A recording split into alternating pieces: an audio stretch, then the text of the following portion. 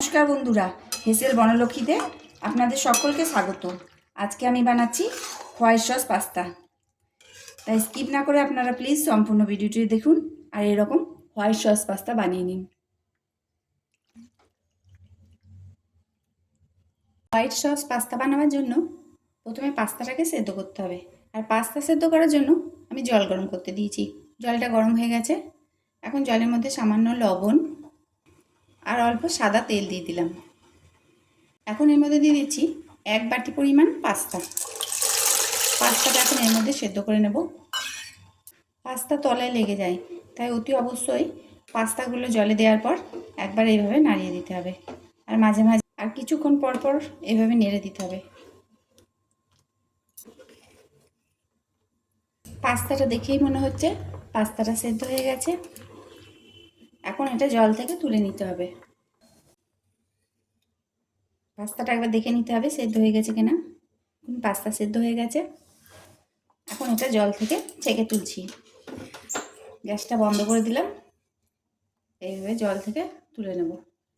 সেদ্ধ হওয়ার পর পাস্তাটা একবার জল দিয়ে ধুয়ে নেব। এতে ওভারকুক হবে না আর লেগেও যাবে না, কারণ ঠান্ডা হলে পাস্তাটা একটার সাথে একটা লেগে যায়। একটু ঠান্ডা জল ঢেলে দিলাম। ঠান্ডা মানে নর্মাল জল ঢেলে দিলাম। নর্মাল টেম্পারেচারে জল দিয়ে ধুয়ে নিলে পাস্তাটা একটার সাথে একটা লেগে যাবে না। এখন আমি হোয়াইট সসটা বানিয়ে নেব। এখন কড়াই গরম করে কড়াই দিচ্ছি 1 চামচ বাটার। বাটারটা গলতে শুরু করেছে। এখন এর মধ্যে দিচ্ছি 1/2 চামচ গ্রেট করা রসুন। ব্রাউন কালার হওয়া অবধি একটু ভেজে নেব। রসুনটা কালার ধরে এসছে, একটু ভালো করে ভেজে নিলাম। এখন এর মধ্যে দিয়ে দিচ্ছি 1 চামচ ময়দা। আমি 1 বাটি নিয়েছি পাস্তা, তাই 1 চামচ ময়দা দিলাম। আপনারা যে রকম পরিমাণ পাস্তা করবেন সেই রকম পরিমাণ ময়দা দেবেন। এখন ময়দাটায় বাটার দিয়ে ভেজে নিতে হবে।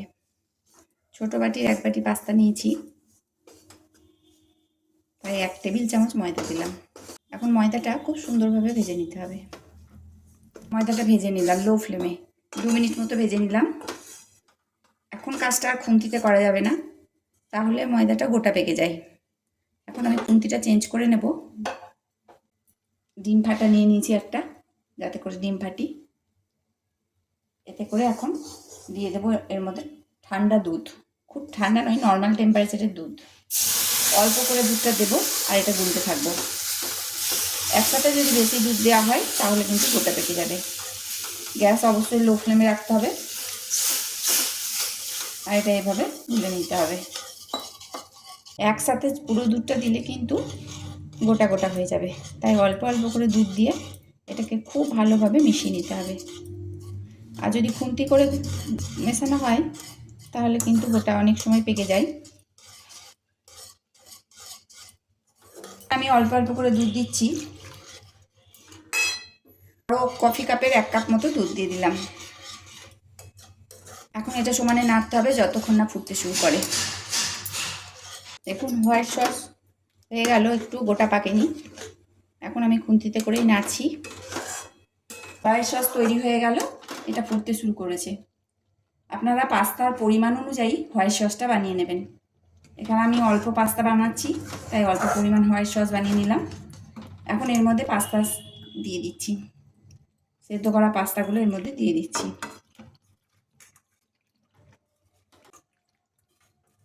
এখানে যদি ক্যাপসিকাম পেঁয়াজ দেওয়া হয় তাহলেও খেতে ভালো লাগবে, কিন্তু আমি আজকে দিলাম না। ভালোভাবে মিশিয়ে নিলাম। পাস্তাটা গরমও হয়ে গেছে। এখন এর মধ্যে দিচ্ছি অরিগানো চিলি ফ্লেক্স,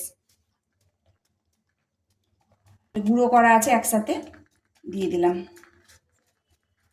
এখন এটা একসঙ্গে মিশিয়ে নিচ্ছি। আমার হোয়াইট সস পাস্তা রান্না হয়ে গেল। এখন গরম গরম পরিবেশন করব। সমস্ত রেসিপিটি দেখার জন্য হেসেল বনলক্ষ্মীর তরফ থেকে অসংখ্য ধন্যবাদ।